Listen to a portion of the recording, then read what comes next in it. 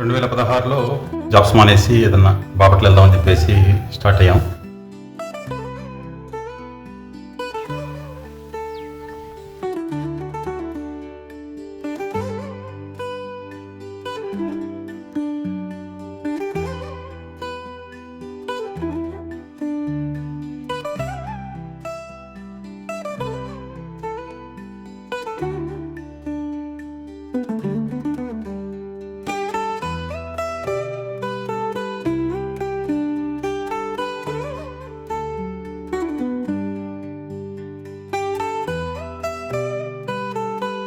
బాపట్ల వెళ్ళిన తర్వాత ఏం చేయాలి అని ఆలోచిస్తుంటే ప్రకృతి వ్యవసాయం చేయాలి అని అలాగా ప్రకృతి వ్యవసాయంలో అడుగుపెట్టాం.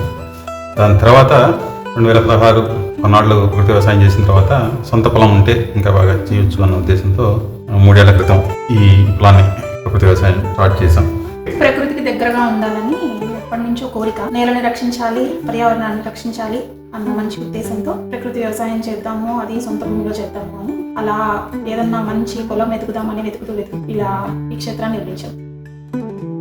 ఎక్కడన్నా ఎక్కువ 10 ఎకరాలు అలా ఉండే పొలం కోసం చెప్పేసి ఎదుగుతున్న ప్రాసెస్లో ఈ పొలం చూసాము. ఈ పొలం చూడంగానే కొండ ఇదంతా చూసిన తర్వాత బాగా ఇంప్రెస్ అయ్యి ఈ పొలం అయితే బాగుంటుందని చెప్పేసి ఈ పొలాన్ని ఎన్నుకోవడం జరిగింది. మాకు ఒకే పంట పండించకుండా పర్మాకల్చర్ లాగా అన్ని రకాల మొక్కలు వేసి ప్రకృతికి దగ్గరగా ఉండాలి అన్నది మా ఉద్దేశం.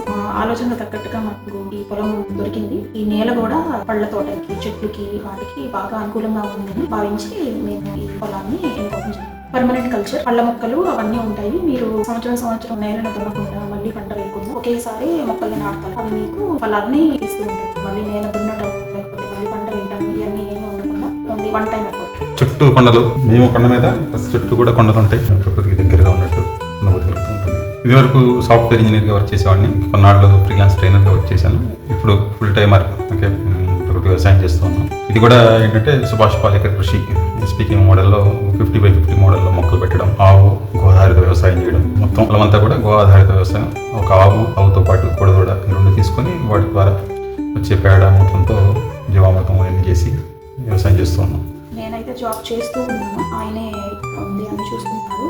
నేను సపోర్ట్ చేస్తాను. ప్యాషన్ అంటే ఇదే, సేవ్ సాయిల్, భూమిని పరిరక్షించాలి, గోమాతను కాపాడాలి, ప్రకృతి వ్యవసాయం చేయాలి. ప్రకృతి వ్యవసాయం చేయడం ద్వారా మంచి ఉత్పత్తులని అందరికీ అందించాలి, అలాగే నేలని కూడా సారవంతం చేయాలి. ఆ లైన్స్ లో వర్క్ చేస్తున్నాం. ప్యాషన్ అంటే అన్ని రకాల పక్షులు మా పొలంలో ఉంటే అదొక ఆనందం. అన్ని రకాల పక్షులు, జీవరాశులు అన్ని కూడా వాటికి మందులు లేకుండా, ఎక్కడ పొలాల కింద వాటికి మందులు అవి ఉండి ఇప్పుడు తేనెటీగలన్నీ చనిపోతున్నాయి. మా పొలంలో అన్ని రకాల జీవరాశులకి ఒక సురక్షితమైన వాతావరణం నిర్మించడం, ఔషధ గుణాలు ఉన్న మొక్కలు పెంచడం, వైద్యమైన మొక్కలు పెంచడం, అవన్నీ మేము ఆరోగ్యంగా ఉండటమే కాకుండా ఇంకేమన్నా ఎక్కువ ఉత్పత్తులు కానీ ఏమన్నా తయారు చేసి ప్రజలకి అందించడం అనేది ఇంట్రెస్ట్. సో ప్యాషన్ కూడా అదే. సో ఆ ప్యాషన్తోనే ఈ పొలం తీసుకొని మొదలు పెట్టడం జరిగింది. ఎలా ప్లాన్ చేశానంటే, ముందుగా ప్రతి చోట కూడా ఇది వాల్గా ఉంది, ఈ వాల్కి తగ్గట్టుగా కందకాలు తవ్వడం అనేది మొదటి యాక్టివిటీ చేసాం. ఏంటంటే మన పొలంలో ఉన్న నీళ్లు ఎక్కడికి వెళ్ళకూడదు, మన పొలంలో పడ్డ నీళ్లు పొలంలోనే ఉండాలి.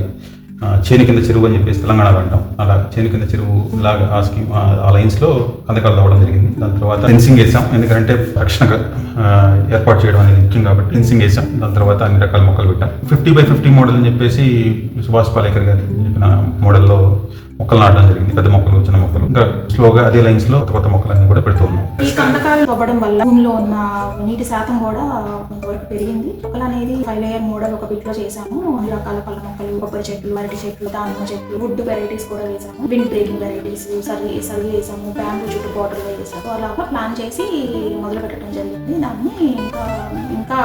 దాన్ని ఇంకా ఇంప్రూవ్ చేయాలి, కూరగాయల మొక్కలు పెంచుదామని ఆలోచన ఉంది. వేరుశనగ ఇవన్నీ కూడా స్లోగా నిదానంగా పెంచుతామని ఆలోచన. ఈ పొలాన్ని ఎలా అభివృద్ధి చేస్తాము అనే దాన్ని మేము ఈ ఛానల్ ద్వారా మీకు అందిస్తాం. మీరు మా ఛానల్ని చూడండి, సబ్స్క్రైబ్ చేసుకోండి. ఏదైనా వీడియో నచ్చితే లైక్ చేయండి, మమ్మల్ని ప్రోత్సహించండి. Like, share, comment.